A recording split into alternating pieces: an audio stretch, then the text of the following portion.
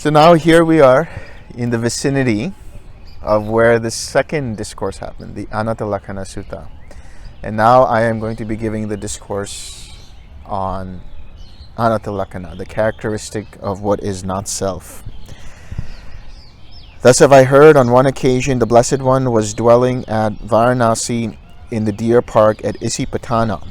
There the Blessed One addressed the bhikkhus of the group of 5 thus. Bhikkhus, Venerable Sir, they replied. The Blessed One said this: Bhikkhus, form is not self. For if bhikkhus' form were self, this form would not lead to affliction, and it would not be possible to have it of form. And it would be possible to have it of form. Let my form be thus. Let my form not be thus. But because form is non-self, form leads to affliction, and it is not possible to have it of form. Let my form be thus. Let my form not be thus. Form. When we talk about form, that is rupa, that is made up of the 4 great elements. The 4 great elements are earth, water, fire, and air. In the modern context, that is solid matter, liquid matter, gaseous matter, and plasma matter. Heat and temperature, and so on. This body of ours is made up of the 4 great elements. The camera with which we are being recorded right now is made up of the 4 great elements. This surface is made up of the 4 great elements. Everything we see around us is made up of form, and thus the 4 great elements.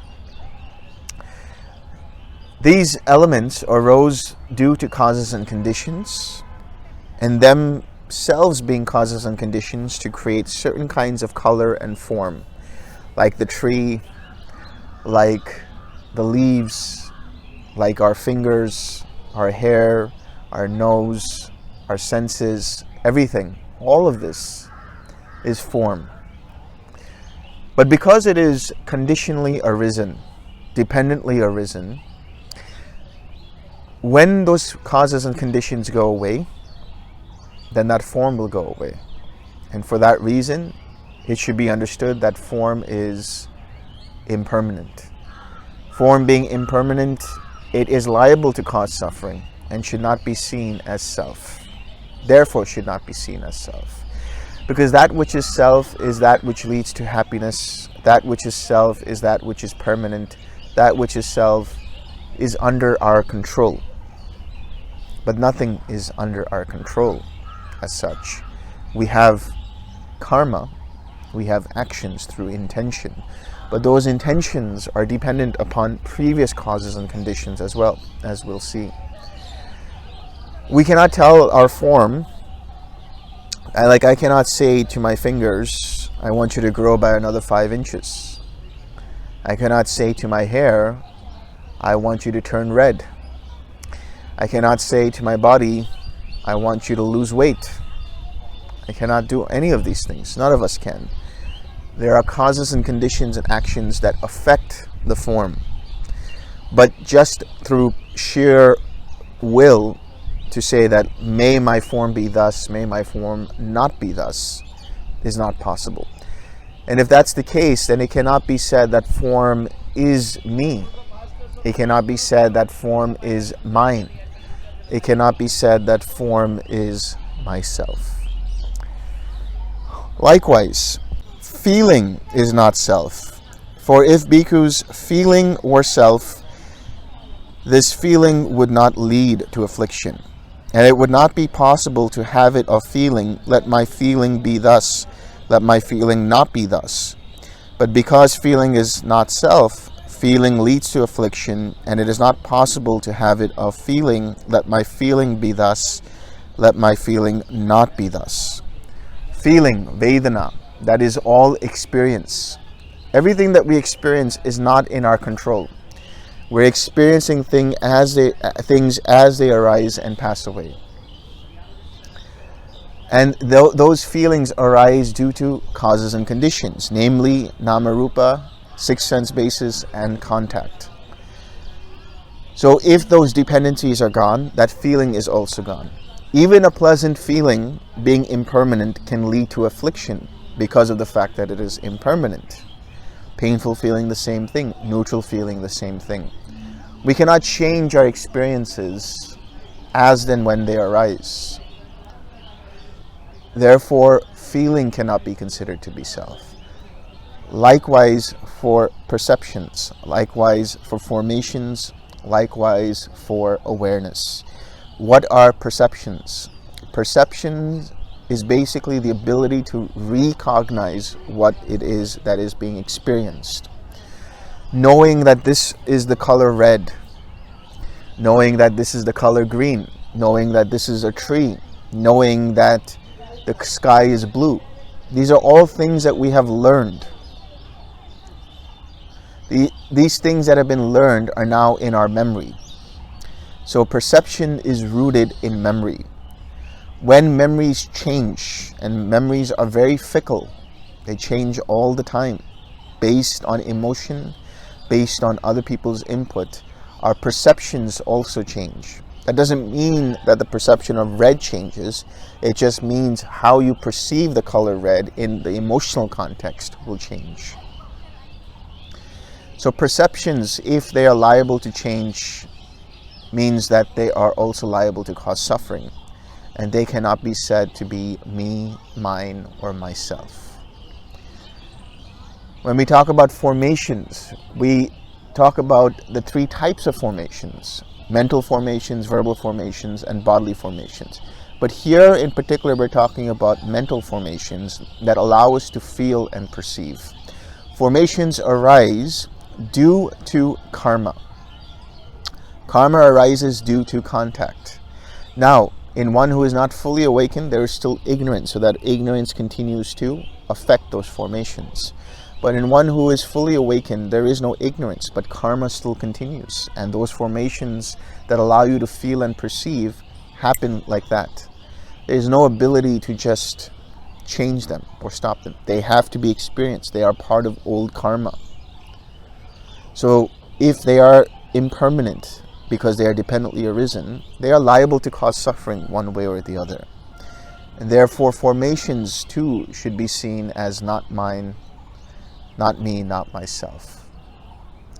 Formations are also synonymous with intentions. Oftentimes we hold on to choices and our decisions and our intentions. But if we really look at how those choices and intentions and decisions arose, we realize they arose because of contact with the outside world. Had nothing to do with what's known as free will. All intention is conditioned. Being conditioned, it continues to change. So why make it a self? Why hold on to it? It will only lead to your own suffering.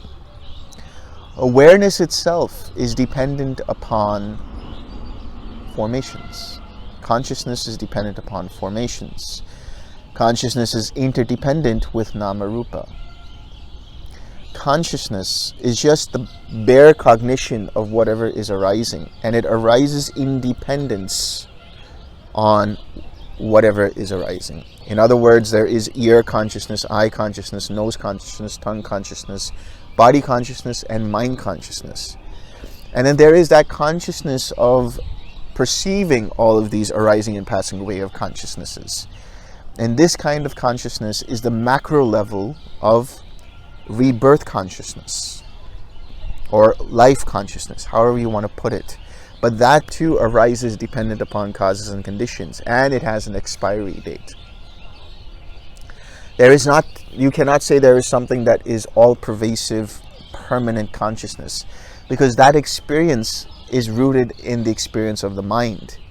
And when that experience goes away, that consciousness no longer exists. So consciousness continues to arise and pass away.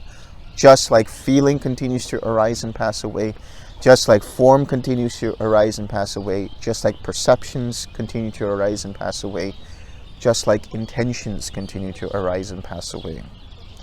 Once you truly realize this, then you realize even this awareness, whether it's the sixth sense base awarenesses or that which is seeing this experience, All of that is impermanent. Once you realize this, then you do not take it personally. Then you do not see it as me, mine, or myself. Once you let go of these 5 aggregates, the clinging, the identification with these 5 aggregates, then you experience full awakening.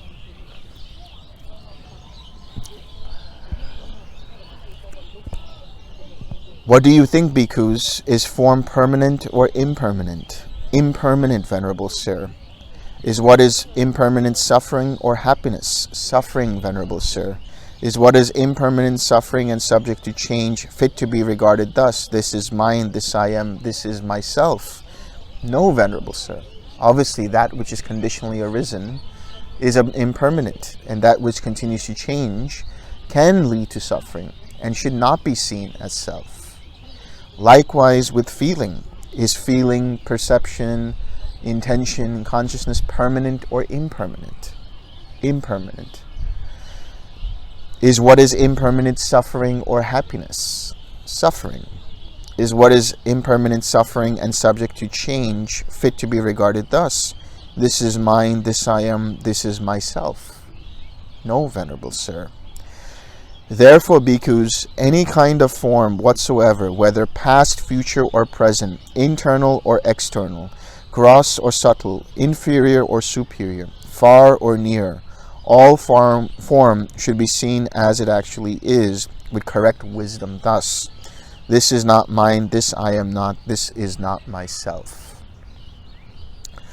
All feeling, any kind of perception, any kind of volitional formations, any kind of consciousness whatsoever, whether past, future, or present, internal or external, gross or subtle, inferior or superior, far or near, all consciousness, all feeling, all perception, all formations, should be seen as it really is with correct wisdom thus.